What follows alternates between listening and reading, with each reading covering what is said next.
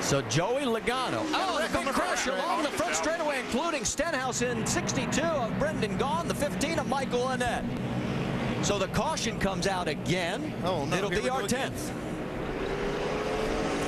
You lost it, overcorrected, and went right into your door. No gas, no gas. So Stenhouse, who had a really strong run going in the top 15, is involved in this. Man, look at all the damage you got right here. This car's been upside down. This is Joe Nemecheck. Take a look, boy. Holy cow. He was upside down. Yeah, that car definitely, whenever you can see the roof flaps, take a look. Here we go. Okay, he's looking inside of Michael Annett, and this wreck happens in front of them. There is the 16. He's already turned around. That all happened in front. Now, where's Joe Nemecheck? Oh, right there. Gosh. Who got in? And it was the 16 with a Stenhouse. Gracious. He ends up going over. Take another look. Okay, does that qualify? Everything's going to get crazy? Well, I think that's crazy. That's crazy. I don't know if a Stenhouse got any help there, but he just sort of saw him shoot left. You know what's neat about that? Joe kept driving that car. He was still driving it when it came on the wheels. He's still on the track. I remember Dale Earnhardt Sr. did that one day. Get out. Yeah. Turned over and brought it on back to the pit area. I think he can finish the race, guys. Did it at Daytona. That's where it was. They got the trunk lid laying at the start-finish line off the 87 car. Yeah, we're getting word from NASCAR that there is going to be a red flag situation because they are going to have to come out and clean up a lot of debris. We got and there it is. Everybody's stopping over on the backstretch. So, with 8 laps to go, there you see the work going on in pit lane for Stenhouse. There's what's left of part of the 87 car. That's a door, I think, off of Joe Nemecheck's car. Yeah, part of the door off the right side. It's not a door anymore. A door, a deck lid, something missing.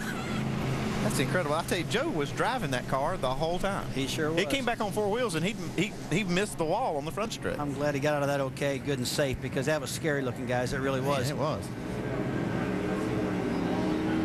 So we have a red flag situation here with just 8 laps remaining at Nashville, and Joey Logano had just taken the lead again from Kyle Busch. So he will have the race lead when we go back to green flag racing, and it'll be a shootout for 8 laps. Let's go back and take another look at what happened here, and keep an eye for that 16 car coming shooting across the track right there. Man, what a ride Joe took right here. Stenhouse is on the right roof. underneath them, so something definitely happened between these two. Okay, now watch. Joe's headed for the wall here. And look, he still catches a piece of it. Just good, yes. All right, well, let's watch what the crew was doing. And this is Jason Keller's crew giving Joe Nemecheck a standing ovation. Good job. Anytime you roll over and can drive him back to pit lane, you should get a standing ovation. He's going to finish this race. I think NASCAR is taking a look at the car to see if it's got any damage that would keep him from finishing. Obviously, the sheet metal wouldn't, but if he has any damage to the roll cage, they might not want Joe to go back on the track. Well, and remember, he is running on his own money right now, trying to get more sponsorship. Get something to go on there, man.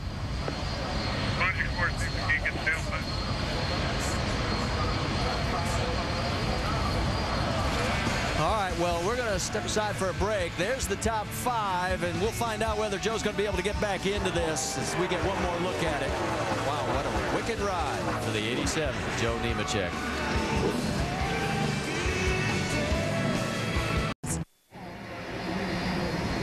The NASCAR Nationwide Series at Nashville. Coverage presented by Shell under the red flag with 8 laps to go. I've said it. I'll say it again.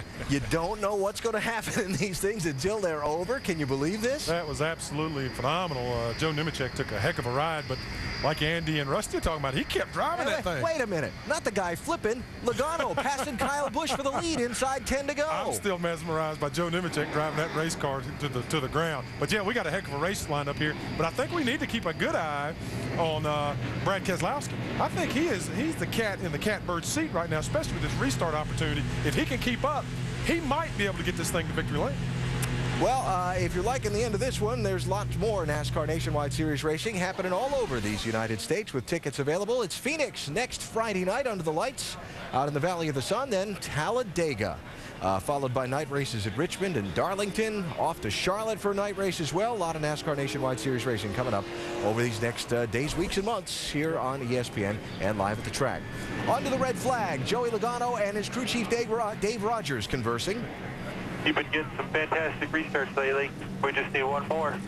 Ride this thing out. Kind of embarrassed to admit that Mark explained all that crash going on the front stretch, and I missed it all. Must have been over there watching you in turn 3 go by that 18 car. So Dave Rogers didn't see all the excitement on the front stretch. He was watching his car take the race lead.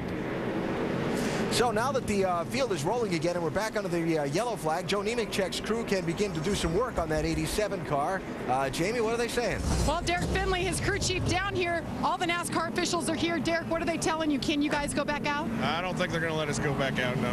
So I guess that answers the question. Your driver's okay? Yeah, he's fine. He wants to go back out, but the roof flaps are damaged, and I don't think we'll get out there. All that damage, and they're talking about the roof flaps on top as you see the officials trying to push him down, guys. I think that is a day for Joe Nemecheck. We'll definitely have to get to him, Marty. All right, thanks, Jamie. The bottom line on that is a racer wants to race, period. Man, they ought to let him finish the race. I mean, anyway. if he pulled on the racetrack, I'll guarantee you the fans we got here would stand on their feet and go crazy. I mean, anybody can flip it over upside down, keep on driving, drive it back to pit road. What he should have done is just stay on the track. Then they couldn't have looked at it. Yeah. They got these rules, though, and these roof flaps are pretty doggone important.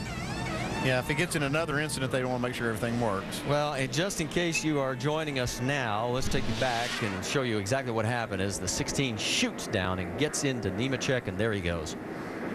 And that was a surprise. Nemecheck never saw that one coming. A 16 car come off the wall and just drove right down in there. I don't know how he got so loose, Ricky Stenhouse, but it happened. Yeah, I don't know if Stenhouse got help and that what's turned him, or if the car just got loose. See, there is a car there, but I can't tell from the angle whether or not it was that caused it. That was one of the first shots we've seen of Stenhouse come off the wall. That abrupt down into the right rear quarter panel on Nemecheck. All right.